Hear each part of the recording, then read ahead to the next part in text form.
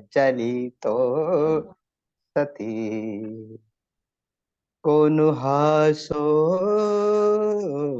किमानंदो नीचं पज्जली तो सती अंधकारेण ओ नब्दा पदीपम नम गवे सती। बाहर से हम जैसे दिखते हैं, खुश दिखते हैं, हंसी खुली मजाक में हम जैसे दिखते हैं, वैसे असल में होते नहीं है। हमारे भीतर, बाहर जो आ, प्रमोदितता है, खुशी का माहौल है, लेकिन भीतर जो अंधकार में दबा हुआ हमारा चित्त, जो क्लेशों से युक्त है, मूल क्लेशों से युक्त है, राग द्वेष अंधकार, अज्ञानता के अंधकार से युक्त, और जो काम छंद व्यापाद चिंता एवं दुच्च कुकुच्च आलस्य छिनमिद्ध विचिकित्साएं, यह जो अलग अलग न्यूरन है, उस न्यूरनों में फंसा हुआ चित्त, जो भीतर के प्रकाशमान ऐसे प्रकाश के दीपों को कैसे खोज पाएगा? यह क्या है? अतदीप भव क्या है जो हमारे भीतर छुपे हुए बुद्धत्व रूपी क्षमताओं को देखना, पहचानना, समझना, यह जो ताकत है कहाँ से आती है? ये शक्ति जो है, यह ध्यानिक शक्ति जो है, यह साधना से आती है। जब तक हम जैसे है वैसे भीतर तक नहीं देखते, खुद को नहीं पहचानते, खुद के स्वभाव को, खुद के चित्त को जैसा है वैसा नहीं पहचानते, क्लेशों को नहीं पहचानते, तो उसके नीचे जो बंजर जमीन है, बंजर जमीन के नीचे भी कुछ ऐसी जमीन है जो बुद्धत्व के बीज को फुला सकती है, फसल उगा सकती है। और यही जो बुद्धत्व जो है, जो सभी मानवता का जो आदर्श है, हम आज इस प्रवचन के माध्यम में देखने वाले हैं। जो यह अभ्यास से, जैसा है वैसा देखने के अभ्यास से हम देख सकते हैं, इस कायगता सती के अभ्यास से हम देख सकते हैं। जैसे कि जब भी हम बुद्धिज्म या इस बौद्ध धर्म के बारे में सुनते हैं, जानते हैं, हम ही नहीं तो कोई भी विश्व में जो है, तो बुद्ध का नाम सुनकर ही बुद्ध की जो सुंदर मुद्राएं वाली प्रतिमा है नजर के सामने आते हैं। बैठे हैं बुद्ध ध्यानस्थ, शांत स्थिर मुद्रा वाले, जिनकी सुवर्णमय कांति ऐसी देह कृत्य है, एक पर्वत के शिखर के समान। यह भारत भूमि में जो राजपुत्र सिद्धार्थ नाम का अपने तारुण्य में सुंदरता से युक्त, उसके जो सुदृढ़ ऐसा बांधा है, अजात बाहु उनकी छाती, सिंह गति की चाल है, वृषभ के समान उसके जो आंखें है, स्वर्ण कांति भरदा रुंद उनका जो भाल कपाल है, छाती है, उनकी भोया कपाल तोड़ आंखें देह, सभी जो काया है, जैसी वो दैदीप्यमान प्रदीप्त, जो भी उसे देखे बिल्कुल आकर्षित हो जाए, अपना सभी काम धंधा छोड़कर जो बैठे हैं वो खड़े होते हैं, जो खड़े हैं वो बुद्ध के पीछे चलने लगते हैं, जो चल रहे हैं वह पीछे पीछे बुद्ध के दौड़ने लगते हैं। उनकी जो दृष्टि है इस सुंदर बुद्ध के रूप को देखकर वही रुक जाती है, वह खिल जाती है। जैसे तेजो का सामर्थ्य सर्वोत्तम ऐसे सौंदर्य से भरा हुआ उनका तेजोमय कांति, जैसे कोई देखे तो वो बिना आदर किए हुए जाता ही नहीं, कोई झुकता है, वंदन करता है, दंडवत करता है, प्रणाम करता है, और बुद्ध के सानिध्य में आकर उनके जो 32 लक्षणों से युक्त तेज पुंज ऐसी उनकी स्वर्ण कांति देखकर प्रभावित होने वाले। हम देखते हैं कि केवल देखने से, दर्शन से ही वह फल प्राप्ति कर देते हैं। उनकी जो गुण विशेषता है, उनके जो नेतृत्व की सामर्थ्य जो है, महाकारुणिकता जो है, दुखिताओं के दुख हरण करने का जो उनका सामर्थ्य है। जैसे हम देखते हैं कि जो अतिसार से ग्रस्त भिक्षुओं की वह सेवा करते हैं, तो दुखितों के दुख हरण करने की क्षमता, जो रुग्ण है, जो आजारी है, जो पीड़ित है, तो करुणा से भरे हुए, शक्ति सामर्थ्य से भरे हुए, ठोस ऐसा कितना सारा वर्णन जितना भी किया, जो जिन उनके असहिष्णु व्यक्ति, उनके जो आड़वक के जैसे उनके सामने आते हैं, तो वो सहिष्णुता के साथ व्यवहार करके उन्हें भी बदल देते हैं। उनका दृष्टिकोण जो है, समता रूपी दृष्टिकोण जो है, सभी के प्रति समान भाव अभिव्यक्त करता है। जो भी वह कोई दान आता है तो समान रूप से सभी में बांटते हैं, संघ को बांटते हैं। चीवर सभी के समान, वह भी तीन ही चीवर रखते हैं। हाथ में भिक्षा पात्र लेकर सभी व्यक्तियों के समान वो भी दारोदार भिक्षाटन करते। ऐसे सौंदर्य से युक्त सौंदर्य जिन्हें पसंद है, संग्राहक वृत्ति जिन्हें नापसंद है, दारिद्र्य जिन्हें नापसंद है, ऐसे सम्यक संबुद्ध विद्याचरण से युक्त सुगत लोक विधि अनुत्तर उत्तरोत्तर जो विकास के मार्ग पर आरूढ़ रहते हैं, ऐसे बुद्ध को देखकर कौन उसका आदर्श नहीं स्वीकार कर पाएंगे। तो जो बुद्धत्व का आदर्श जो है, सभी मानवता के लिए एक सर्वश्रेष्ठतम ऐसा आदर्श है। आदर्श जिसे कहते हैं जो सर्वश्रेष्ठ, उच्चतम ऐसी जो उत्तम उत्तम कल्पना जो है, जो उपयोगिता के लिए परिपूर्ण ऐसी सिद्ध होती है, ऐसा आदर्श जो उत्तम उत्तम कल्पना के साथ पूरी स्वाभाविक जो उनकी जो कार्य क्षमता है, वह पूरी उसमें दिखती है। और उसके साथ साथ जो मनुष्य की स्वाभाविक अपेक्षाएं होती है, जो वह पूर्ण करती है। तो उसका जो यह जो आदर्श का अर्थ जो है, जो ऐसा जो मॉडल है, नमूना है, तो जो सभी के लिए अनुकरणशील है, जो अतिशय उत्तम, उत्तम उत्तम ऐसी सर्वश्रेष्ठ कल्पना, जो हर इंसान को लुभावने वाली हो, और मनुष्यक्षु को प्रत्यक्ष उतारने के लिए यह कठिन क्यों न हो, लेकिन हमें वह लुभावनी जैसी लगती है। तो ऐसा बुद्धत्व जो है मनुष्य का आदर्श है। तो बुद्धत्व मनुष्य का आदर्श हम जब कहते हैं, तो बुद्धत्व क्या है? कोई भी ध्येय जब हम स्वीकारते हैं, मनुष्य का जीवन जो है ध्येय के बिना अधूरा है। मनुष्य का जन्म क्यों हुआ है, किस लिए हुआ है, हमारे जीवन का उद्देश्य क्या है? किच्छु मनुष्य पटी लाभो किच्चो मच्छाणम जीवितम किच्चो बुद्धान उपादो किच्चो सद्धम्म सवनम।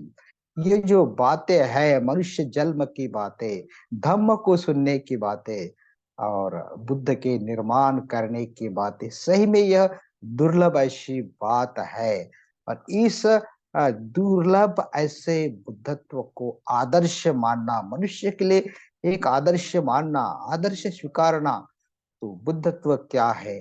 तो बुद्धत्व में तीन बातें जो महत्वपूर्ण है, यह केवल बातें ही नहीं है, तो वह बुद्धत्व की ऊंची ऐसी क्षमता है जो मनुष्य के कल्पना शक्ति से परे है, लेकिन असल है, वास्तविक है, ऐतिहासिक घटित हुई ऐसी बातें है। बुद्धत्व कोई काल्पनिक नहीं है।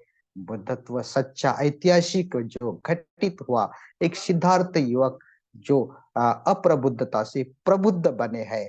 तो ऐसी अवस्था बुद्धत्व की, जहाँ तीन बातें, तीन जो है बात। तो पहली जो बात है, शुद्ध स्पष्ट ऐसी तेजपूर्ण जागृति की अवस्था चित्त में निर्माण होती है।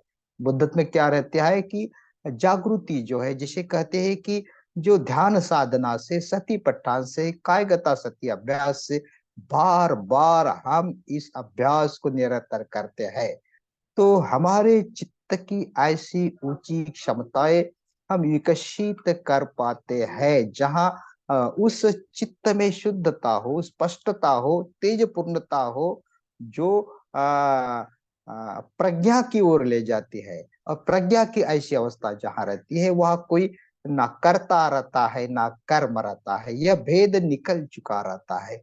जो भी करने वाला जो है, क्रिया करने वाला जो है, कर्म करने वाला जो है, वह व्यक्ति के साथ एक रूप होता है, जहाँ कोई स्व नहीं रहता है, जहाँ कोई अहंकार नहीं हो रहा था। ऐसी भेद की नष्ट हुई अवस्था, जहाँ शुद्धता ही शुद्धता हो, और जागृति की ऐसे ऊंची अवस्था में यथाभूत ज्ञान दर्शन की क्षमता हो, जैसा है वैसे सत्य देखने की क्षमता।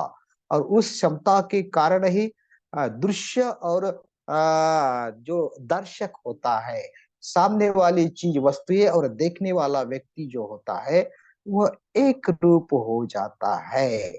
जैसे ध्यान में, साधना में समता हम विकसित करते हैं, तो वस्तु की जो सूक्ष्मता है उसके प्रति मनुष्य मय करके एक रूप होता, ऐसी एकाग्रता। जैसे कोई संगीत, कोई धुन बजाता रहे, कोई इंस्ट्रूमेंट बजाते रहे, पूरी तरह एक रूप हो जाता है।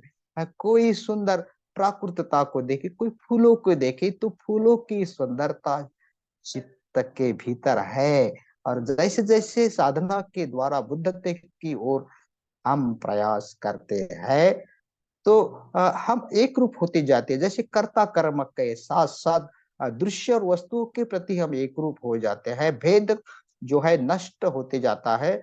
और ऐसे माध्यम विरहित शुद्ध तेजोमय अवस्था, जहाँ सत्यता को, जहाँ प्रज्ञावस्था को हम देख सके, ऐसा आंतरिक दर्शन, जहाँ कोई भी भ्रामकता नहीं, कोई भी संभ्रम नहीं, ऐसा कोई भी ऐसा गलत कपटी, ऐसा भेद करने वाला विचार नहीं, क्लेश नहीं, द्वेष नहीं, संदिग्धता नहीं, अस्पष्टता नहीं। तो बुद्धत्व की क्षमता में जो है प्रज्ञाओं का जो उच्च बिंदु रहता है, जिसे महाप्रज्ञा कहते हैं। प्रज्ञा विकसित जो होती है, जागृति की ऊंची अवस्था से होती है। तो यह पहली बात बुद्धत्व की व्यवस्था है। तो प्रज्ञा की कई सारे बातें, कई सारे समय लग सकता है, तो हम इतना ही देख सके कि वहां विशाल ऐसा दृष्टिकोण रहता है, आप पर भेद नष्ट हो चुका रहता है। और हमारी जो दृष्टि रहती है तेजोमय, स्पष्ट, सभी के प्रति समानता की दृष्टि, चाहे शत्रु हो या मित्र हो, सभी के प्रति समानता की दृष्टि। जैसे 5 प्रकार की प्रज्ञा जो बताए, तो समता का भी भाव रहता है और भेद को देखने का भी भाव रहता है। आईने के समान जैसा है वैसा स्पष्ट देखने का भी भाव रहता है। और कर्ता कर्म भेद को भूलकर सहजता से सभी को मदद करने वाला भाव उसमें रहता है। और धर्म धातु प्रज्ञा समय विश्व में विद्यमान रहती है। तो धर्म धातु प्रज्ञा, आईने जैसी प्रज्ञा, विषमता वाली देखने, उसको देखने वाली प्रज्ञा जो है, कर्ता को देखने वाली ऐसी प्रज्ञा। तो 5 प्रकार के प्रज्ञा के द्वारा बुद्धत्व की जो प्रज्ञा युक्त चेतना है, हम समझ सकते हैं। दूसरी बात उसमें होती है कि जो मैत्री की ऐसी भरी, तुड़ुम्ब भरी हुई अवस्था, जहाँ करुणा भी उसके साथ साथ हो। करुणा जो है, जैसे करने में सूत्र में हम देखते हैं कि सभी सतों के प्रति, चाहे दिखने वाले हो या न दिखने वाले हो, छोटे हो या बड़े हो, तो सभी जो सजीव सत्व, जैसे कोई माता का अकेला जो औरस पुत्र है, उनके प्रति जो भाव रहता है, तो सभी प्राणियों के प्रति ऐसा भाव, मैत्री युक्त भाव। और इस भाव से ही, इस कुशल भाव से ही शांति पद, स्थिरता पद धारण कर सकते हैं। तो यह सभी के प्रति सुखी समृद्धि का भाव, सभी के प्रति जो है भौतु सब मंगल का भाव, मृदु निगर्वी मैत्री युक्त भरा हुआ, ऐसा जो हम कल्पना नहीं कर सकते, महर्षि महामैत्री, महाकरुणा, इस बुद्धत्व की अवस्था में रहती है। और जब हम द्वेषों से मुक्त होते हैं, मैत्री विकसित होती रहती है और उस मैत्री से भरे अवस्था में हम शांति पथ की ओर अग्रेसित होते हैं।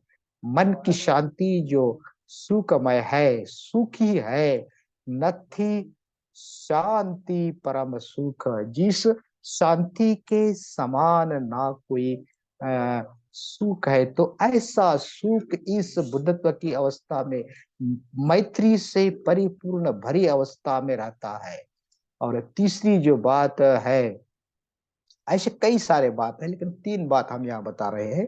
तो तीसरी बात जो है, जहाँ शक्ति जो है, उत्साह जो है भरा हुआ रहता है, क्योंकि ध्यान से ऊर्जा आती है विपुल, ऐसी कभी भी न नष्ट होने वाली मानसिक शक्ति, आंतरिक शक्ति का भंडार भीतर से निकलते रहता है। जैसे ध्यान के इस दूसरे अवस्था में सरोवर जो रहता है, तो उसके नीचे से ऊर्जाओं के झरने जो है, इसके स्रोत ऊपर निकलते आते हैं और उसी से पूरी शक्ति से हम भी भरते हैं ध्यान की शक्ति द्वारा। क्योंकि उस ध्यान की अवस्था में जैसे जैसे हम पहले ध्यान से दूसरे ध्यान की अवस्था में जाते हैं, तो यह जो शक्ति है विकसित होते रहती है।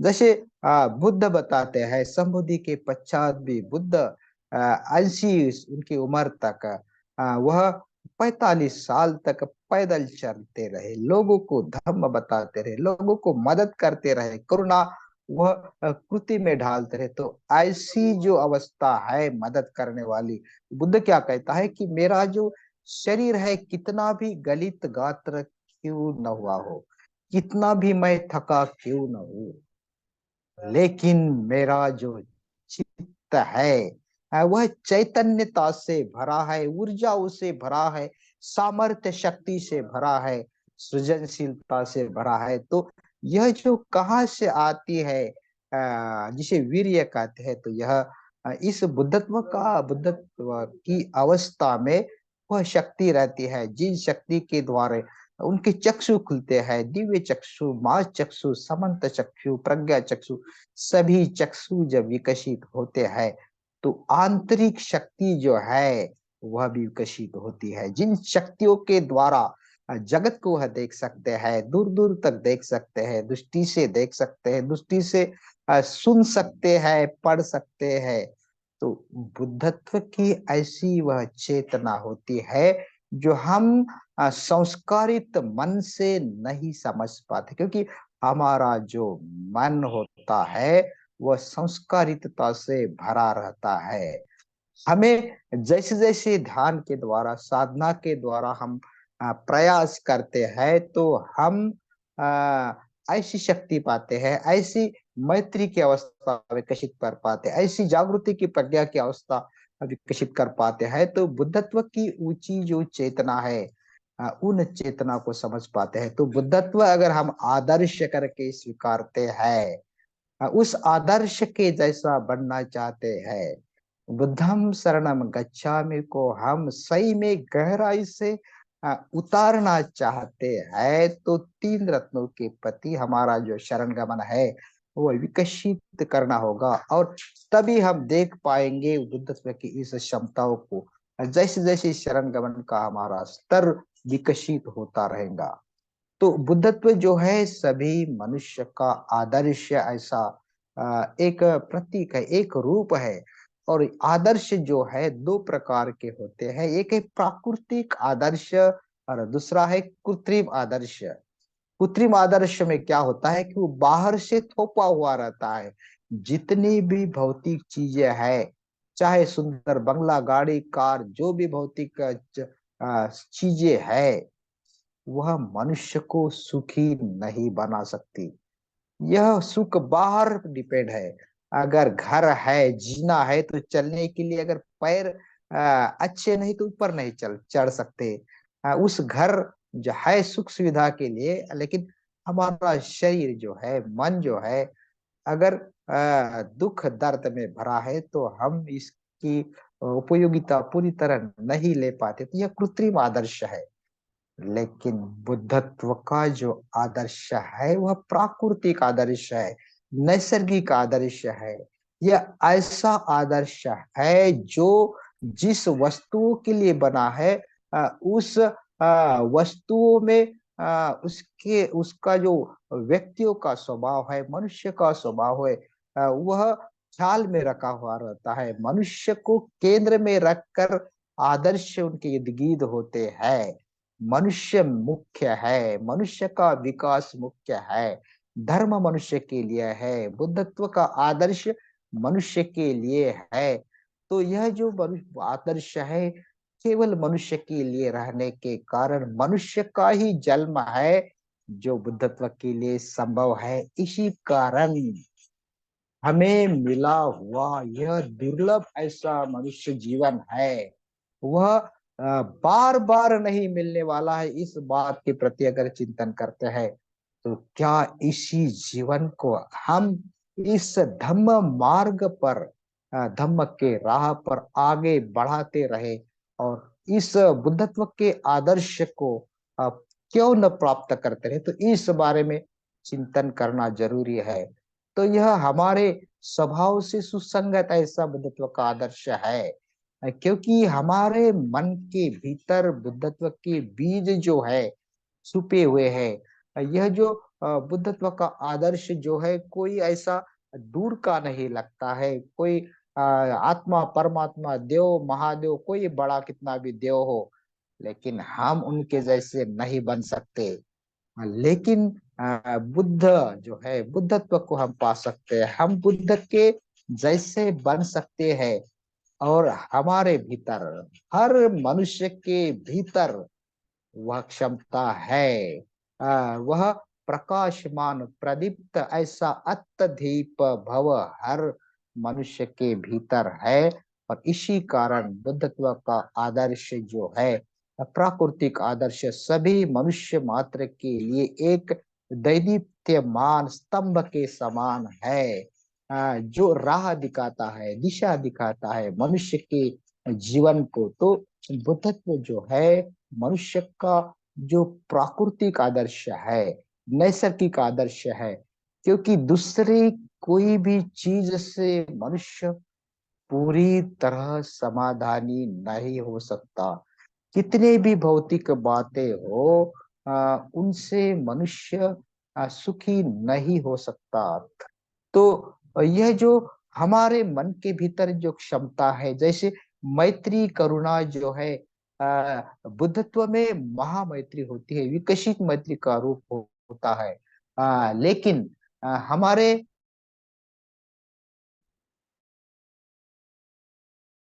यह जो मन के भीतर सूक्ष्म रूप में अलग नहीं लगता है, क्योंकि हम अनुभव करते हैं मैत्री की कुछ क्षमता को। हमारे जैसे किसी को मदद की हमें जरूरत बाहर लगती है किसी को, तो हमारा मन जो है तुरंत करुणा में रूपांतरित होकर मदद करने में तैयार होता है, क्योंकि वो मनुष्य का ही मन है जहाँ बुद्धत्व की क्षमता छिपी है।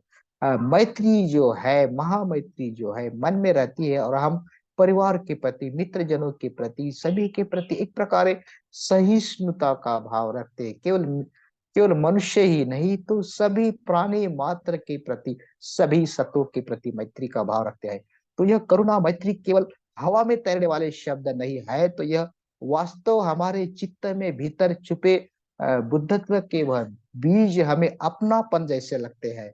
और इसी कारण बुद्धत्व का आदर्श जो है यह हर मनुष्य के लिए एक आदर्शवत होता है, वह अनुकरणीय होता है, स्वीकारनीय होता है। तो यह जो मनुष्य का मन होता है, जो दुखी रहता है, जन्म के साथ साथ दुख भी आती है। जन्म मृत्यु के चक्कर से, जब हम चक्र से जब तक बाहर नहीं निकलते तो दुख से मुक्ति नहीं। तो दुख जो होता है शारीरिक दुख, व्याधियों का दुख, उसके साथ साथ दूसरा जो दुख है अनित्यता का दुख है, ये जो बदलने वाली बात है। तो जैसे जैसे बदलती चीजें है, वैसे की वैसे हम नहीं रख पाते। चीजें जो है टूटती है फूटती है, तो यह अनित्यता जो है मनुष्य को दुख देती है। प्रियजन दूर हो जाते हैं, बच्चे दूर दूर आ, पढ़ने के लिए जाते हैं, शादी के पश्चात वह दूर दूर बिखर जाते हैं। तो यह जो सच्चाई है अनित्यता की, दुखमय है। तीसरा दुख जो संस्कारमय दुख है, कितने भी संस्कारित बातें अपने पास हो, आखिर उससे हम समाधानी नहीं हो सकते। चिरंतर ऐसा सुख केवल बुद्धत्व से ही आता है। तो बुद्धत्व जो ऐसी बात है, वही मनुष्य को समाधानी सुखी बना सकती है। यह संस्कारिता के ऊपर जो असंस्कारिता है वह बुद्धत्व से आती है। संस्कारिता में दुख है, असंस्कारिता में सुख है। तो यह जो बुद्धत्व का आदर्श जो है अंतिम, जिससे हम कोई भी बाह्य बातों से समाधानी नहीं होते, तो यह बुद्धत्व से ही समाधानी हो सकते हैं। और इसी कारण बुद्धत्व का जो आदर्श है सभी मनुष्य मात्र के लिए स्वीकारनीय है, आदर्शमय है। तो यह कहाँ से आया है? निश्चित ही सिद्धार्थ से। सिद्धार्थ ने प्रयास किया है, बोधि वृक्ष के नीचे साधना कर मारों को पराजित कर संबोधि को पाया है। तो यह जो सर्वसामान्य मनुष्य जब प्रयास करता है, मन पर कार्य करता है, प्रबुद्ध मन पर कार्य करता अप्रबुद्ध मन पर कार्य करता है, तो वो प्रबुद्ध मन में तब्दील होता है। तो बुद्ध कोई देव नहीं, बुद्ध सर्वसामान्य मनुष्य ही जैसे हमारे जैसे है, लेकिन वह सर्वसामान्य भी नहीं है। प्रयास के पश्चात वह जो जिसे हम देव की अवस्था कहते हैं, तो देव के अवस्था से भी परे, क्योंकि देव देवताएं संबुद्धि के पश्चात बुद्ध की पूजा करते हैं, हम देखते हैं। तो बुद्धत्व जो है सर्वसामान्य मनुष्य से निर्माण होता हुआ जो है, वह सर्वसामान्य भी नहीं है। तो ऊंचे मन की जो बुद्धत्व की अवस्था है, तो वह सभी मनुष्य, सभी सत्व, सभी देव, सभी यक्ष कन्या किन्नर जितने भी है, तो सभी से परे है। तो यह जो बीज रूप में छुपे हुए मनुष्य के भीतर बुद्धत्व के बीज है, हर मनुष्य में है। और बुद्धत्व जो है हमारा आदर्श है, जो अनुकरणीय है, जो हमें क्या बोलते हैं, हवा हवा सा, अभिलाषा पूर्ण, ऐसा बुद्धत्व का आदर्श। तो हम धम्म मार्ग पर आगे चलना चाहते हैं, तो बार बार आदर्श के प्रति सजग होना पड़ता है।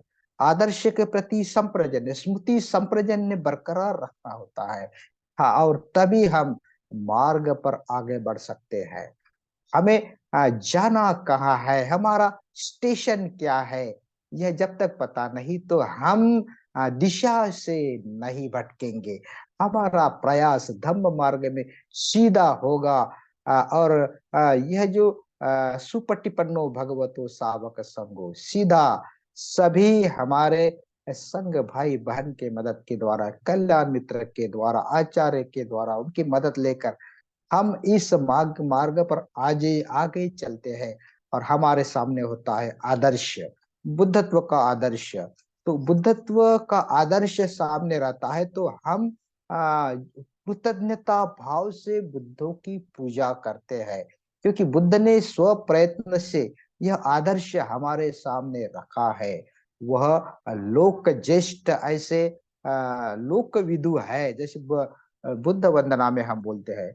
तो यह जो संस्कारिता से बाहर निकले हुए, ये जो कवच है, अंडा जो है, जब यह भव चक्र में, संसार में हम रहते हैं, इस अंडा में रहते हैं, तो उससे बाहर निकले हुए सबसे पहले लोक ज्येष्ठ ऐसे अरहंत सम्यक संबुद्ध, जो संस्कारों से बाहर निकल असंस्कारितता का जो सुख है, आनंद है, अवस्थाएं है, निर्वाण की संबोधि की अवस्था है, वह अनुभव करते हैं। और मनुष्य प्राणी जो है वह सर्वसामान्य जो केवल ऐसा प्राणी नहीं तो वह भी बुद्धत्व को प्राप्त कर सकता है। तो बौद्ध धर्म जो है बौद्ध की शिक्षाएं है, बुद्धत्व का अनुभव है।